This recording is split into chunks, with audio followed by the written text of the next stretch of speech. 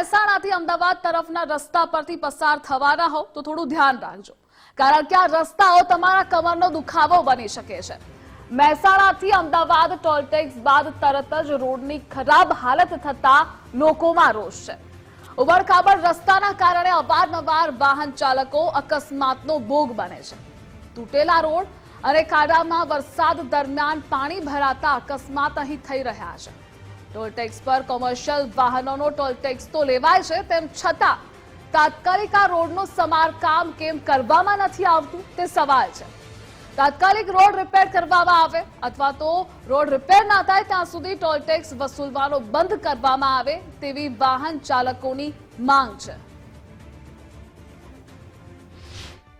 મહેસાણા અને અમદાવાદ વચ્ચે આવેલા ટોલ ટેક્સ ઉપર અનેક જગ્યાએ ખાડા જે છે પડી રહ્યા છે। આ રોડ ઉપરથી પસાર થતા વાહન ચાલકો ભારે મુશ્કેલીનો સામનો જે છે કરી રહ્યા છે। આપ જોઈ શકો છો કે જે રોડ ઉપર મોટા મોટા પડેલા ખાડા અને જે કપચીઓ નીકળી જાય છે, જેના કારણે અહીંથી પસાર થતા વાહન ચાલકો જે છે ભારે મુશ્કેલીનો સામનો કરી રહ્યા છે। આ રોડ જે છે અમદાવાદથી લઈ અને પાલનપુરને જોડતો રોડ છે। અમદાવાદથી શરૂઆતથી વાત કરવામાં આવે તો અમદાવાદથી મહેસાણા આવતા અનેક જગ્યાએ મોટા મોટા ખાડા જે છે પડ્યા છે, જેના કારણે વાહન ચાલકો જે છે પટકાઈ રહ્યા છે। અને ખાસ આપ જોઈ શકો છો કે જે ટોલટેક્સ છે બિલકુલ ટોલટેક્સની બાજુનો જ આ રસ્તો છે। ટોલટેક્સથી બિલકુલ કહી શકાય કે 200-300 મીટરના અંતરમાં જ આ ખાડા પડ્યા છે, છતાં જે ટોલટેક્સના અધિકારીઓ છે એમને આ ખાડા જે છે દેખાતા નથી। વાહન ચાલકોને દેખાય છે, આપણને દેખાય છે, પરંતુ આ ખાડા જે છે અહીંના ટોલટેક્સના અધિકારીઓને દેખાતા નથી। ટોલટેક્સનું નિર્માણ એ રીતે કરવામાં આવતું હોય છે કે વાહન ચાલકોને સારો રોડ આપવામાં આવે, એની સામે ટોલ ટેક્સ વસૂલ કરવામાં આવે।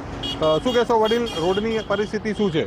બહુ ખરાબ જ છે અને આ લોકો રહ્યા ને કંપની પૈસા ખાવા માગે છે અને કંપની એવું જ કે હવે તો રોડ બનાવીએ પણ કોઈ રોડ કોઈ કેમિકલ નહીં, બધું ડુપ્લિકેટ જ રાખે અને કોઈ પેલું એ કરતા નહીં। ખાડા કેવા પડ્યા છે? ખાડા ઘણા પડ્યા અને અમે લોકો બધું કામ કરાવીએ જોડીને, અમારું કોઈ પેલું એ વાપરતા જ નહીં અને આ બધું કેમિકલ રહ્યું ને 50% એમાં પોળી જ નાખે।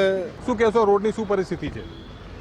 રોડની પરિસ્થિતિ તો આ દેખાય જ છે ને યાર, ખાડા આવડા નાવડા મોટા પડ્યા, ગમે તે કોઈક બાઇક વાળો આવે તોય બિચારો 20ની સ્પીડમાં હોય તોય પડી જવાનો। ખાડા જેવડા મોટા, જ્યાં સુધી આ ખાડાનું આ રોડ કામકાજ ના થાય ત્યાં સુધી આ ટોલ ટેક્સ બંધ કરી દેવો જોવો। પૈસા મોટી ગાડીના પૈસા નાની ગાડીઓના બંધ કરી દેવા જોવો પૈસા લેવાનું।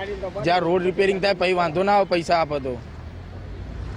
આપ જોઈ શકો છો કે જે ટોલ ટેક્સ જે છે એ બિલકુલ બાજુમાં હોવા છતાં અહીંયા જે ખાડા પડી જવાના કારણે લોકોની એવી માગ છે, વાહન ચાલકોની એવી માગ છે કે જ્યાં સુધી રોડનું રિપેરિંગ કામકાજ ના થાય ત્યાં સુધી જે છે ખાસ જે છે અહીંયા ટોલ ટેક્સ જે છે બંધ કરી દેવો જોઈએ એવી માગ પણ ખાસ લોકો અહીંયા કરી રહ્યા છે। મુકેશ સોશી, ગુજરાત ફર્સ્ટ, મહેસાણા।